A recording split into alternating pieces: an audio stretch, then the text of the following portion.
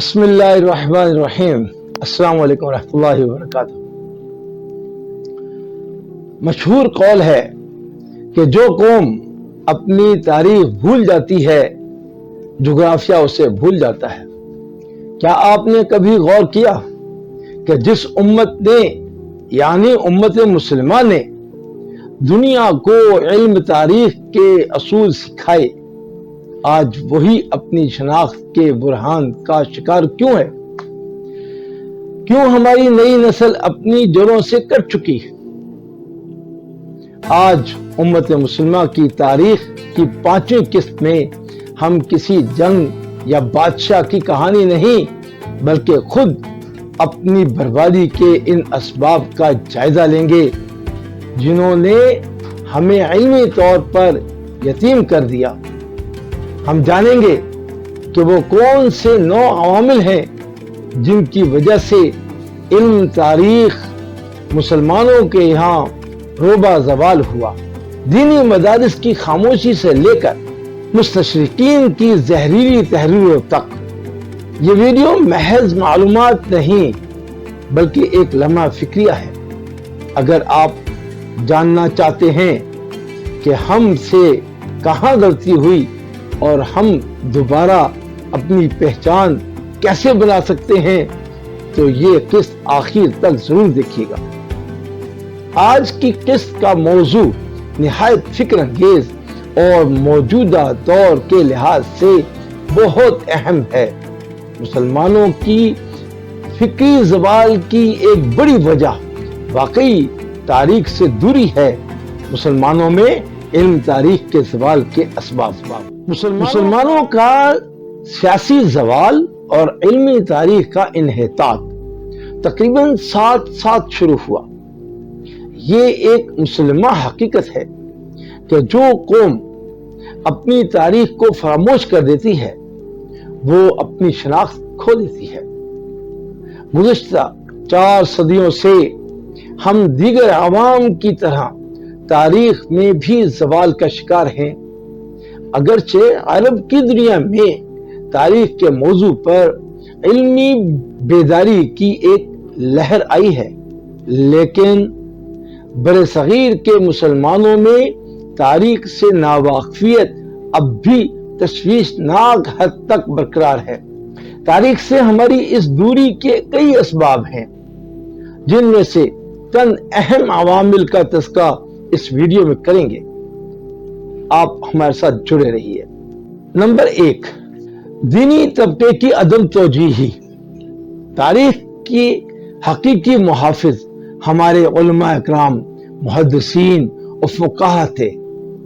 800-900 سالوں تک ان اکابرین نے اپنے اس فن میں گہری دلچسپی لی، لیکن رفتہ رفتہ تاریخ پر اسلامی ذہن رکھنے والے طبقے کی گرفت کمزور پڑ گئی۔ اور نمبر 2، معاشی بدحالی اور ذوق علم کی کمی۔ غربت، مہنگائی، معاشی مسائل نے عام مسلمان کی تمام تر توانائیاں روٹی، کپڑا اور مکان کے حصول تک محدود کر دی ہیں۔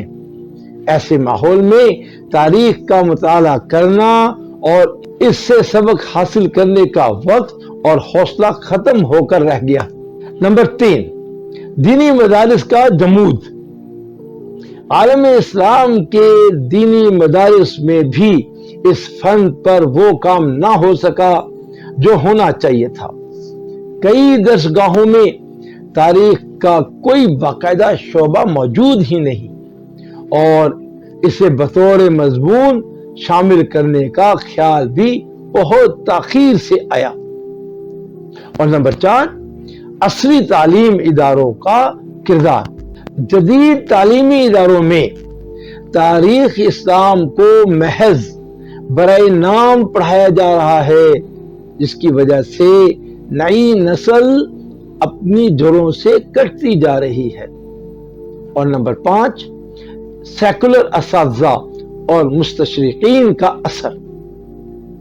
بہت سے تعلیمی اداروں میں تاریخ کے اساتذہ سیکولر ذہن رکھتے ہیں۔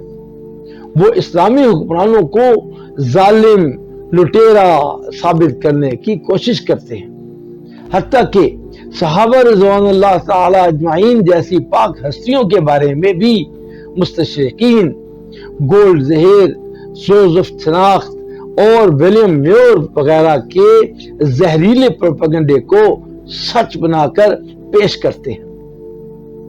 اور نمبر 6، تحقیق کی جگہ ڈگریوں کا حصول۔ آج علم کے مقصد محض اعلیٰ اسناد ڈگریز حاصل کرنا رہ گیا ہے۔ معیاری کام کی جگہ دوسروں سے مقالات لکھوا کر ڈاکٹریٹ کی ڈگریاں لینا ایک عام وبا بن چکی ہے۔ اور نمبر 7، تعلیمی نظام کی خامیاں۔ ہمارا تعلیمی نظام ایسا ہے کہ نوجوانوں کا بہترین وقت محض اسناد جمع کرنے میں گزر جاتا ہے اور وہ کوئی بڑا علمی یا تحقیقی کام کرنے کے قابل ہی نہیں رہتے۔ اور 8ویں بات، محققین کی ناقدری۔ ہمارے معاشرے میں علمی و تحقیقی کام کرنے والوں کی قدر نہیں ہوتی۔ تاریخ پر تحقیق کرنے والے کو روزگار کے لالے پڑ جاتے ہیں، جبکہ تاریخی ناول نگاروں پر یا سنسنی خیز خبریں لکھنے والوں کو زیادہ اہمیت دی جاتی ہے۔ اور نمبر 9 بات، زبان سے ناواقفیت۔ تاریخ اسلام میں پی ایچ ڈی کرنے والے حضرات بھی اکثر عربی اور فارسی زبانوں سے ناواقف ہوتے ہیں۔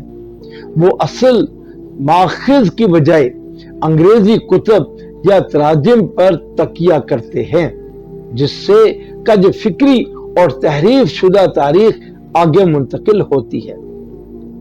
خلاصہ کلام کیا ہے؟